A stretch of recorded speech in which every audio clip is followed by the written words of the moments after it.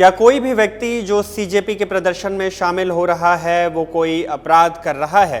क्या किसी भी भारतीय नागरिक को भारत की सीमा के भीतर कहीं भी जाने आने के लिए पुलिस की इजाजत की जरूरत है? धारा 144 अगर दिल्ली में लागू हो तो क्या दूसरे राज्यों की पुलिस किसी को अपने राज्य की सीमा के अंदर ही डिटेन कर सकती है? ये वो सवाल हैं जिसे उत्तराखंड हाईकोर्ट ने उत्तराखंड पुलिस के सामने रखा।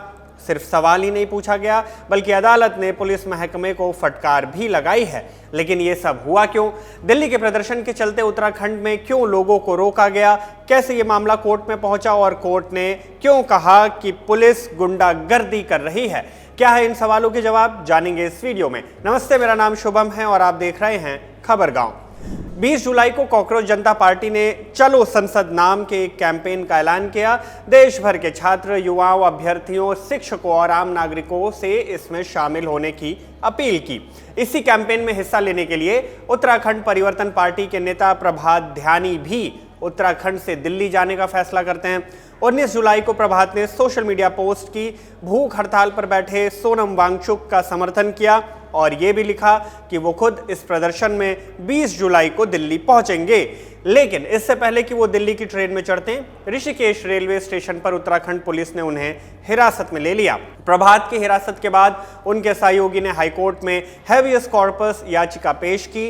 याचिका में आरोप लगाया कि उत्तराखंड पुलिस ने उन्हें अवैध रूप से हिरासत में रखा है। न्यायमूर्ति रविंद्र मैठाणी और न्यायमूर्ति सिद्धार्थ शाह की पीठ ने इस मामले पर सुनवाई की। राज्य सरकार के साथ ही साथ राज्य पुलिस से भी जवाब मांगा। बार एंड बेंच की रिपोर्ट के मुताबिक न्यायमूर्ति मैठाणी ने पूछा कि अगर प्रभात दिल्ली में कोई संज्ञेय अपराध कर सकते थे तो उससे उत्तराखंड पुलिस का क्या संबंध था? न्यायमूर्ति मैठाणी ने कहा कि मुझे देश में कहीं भी आने जाने का अधिकार है, मुझे रोकने वाले आप कौन होते हैं? राज्य सरकार के वकील ने जवाब दिया, माय लॉर्ड, वो संज्ञेय अपराध करने जा रहे थे।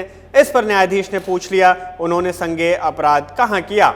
राज्य के वकील ने उत्तर दिया, वो दिल्ली जा रहे थे माय लॉर्ड। इस पर न्यायाधीश ने पूछा, तो क्या जो भी व्यक्ति इस प्रदर्शन में शामिल होने के लिए जा रहा था वो संज्ञेय अपराध कर रहा था?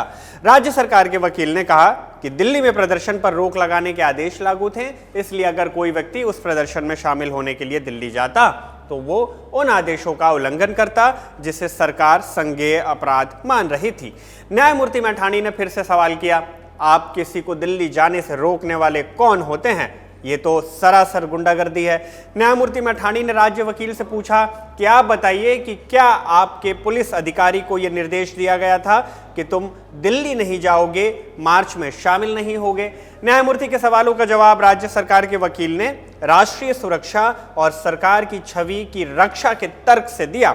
लेकिन न्यायमूर्ति मैठाणी इस जवाब से संतुष्ट नहीं हुए। उन्होंने कहा कि राष्ट्रीय सुरक्षा और सरकार की छवि के नाम पर किसी व्यक्ति को परेशान नहीं किया जा सकता।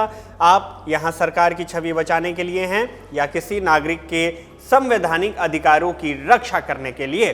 ये कोर्ट का सवाल था। राज्य के वकील ने दोबारा से इसे राष्ट्रीय सुरक्षा का मुद्दा बताया, लेकिन अदालत ने इस दलील को यह बोलकर खारिज कर दिया कि बड़े बड़े शब्द मत बोलिए, इस मामले में इनका कोई भी मतलब नहीं है। अदालत ने आगे कहा कि प्रभात ध्यानी को देश में कहीं भी आने जाने का संवैधानिक अधिकार है। पीठ ने यह भी कहा कि अगर प्रभात दिल्ली में प्रस्तावित मार्च में शामिल होना चाहते थे तो स्थिति से निपटना दिल्ली पुलिस का काम था, न कि उत्तराखंड पुलिस का। सुनवाई के दौरान हाईकोर्ट ने पुलिस के रवैये की आलोचना भी की। अदालत ने कहा कि कानून व्यवस्था बनाए रखने वाली एजेंसियों का काम नागरिकों के संवैधानिक अधिकारों की रक्षा करना है, न कि सरकार की छवि बचाने की। खैर, जंतर मंतर पर सीजेपी का प्रोटेस्ट लगातार जारी है। 20 जुलाई को प्रदर्शनकारियों के साथ जो बर्बरता हुई उसका गुस्सा भी लोगों में दिखाई दे रहा है। ग्राउंड जीरो पर खबर गांव की टीम लगातार मौजूद है। हर एक अपडेट आप तक पहुंचाई जा रही है। फिलहाल इस वीडियो को यहीं हम खत्म करेंगे। आप कोर्ट के इस एक्शन पर क्या बोलते हैं? कोर्ट की टिप्पणी पर आपकी क्या राय है? जो भी बात आप कहना चाहते हो कमेंट बॉक्स में लिख भेजिएगा और सीजेपी प्रोटेस्ट से जुड़ी तमाम अपडेट्स के लिए देखते रहिए खबर गांव।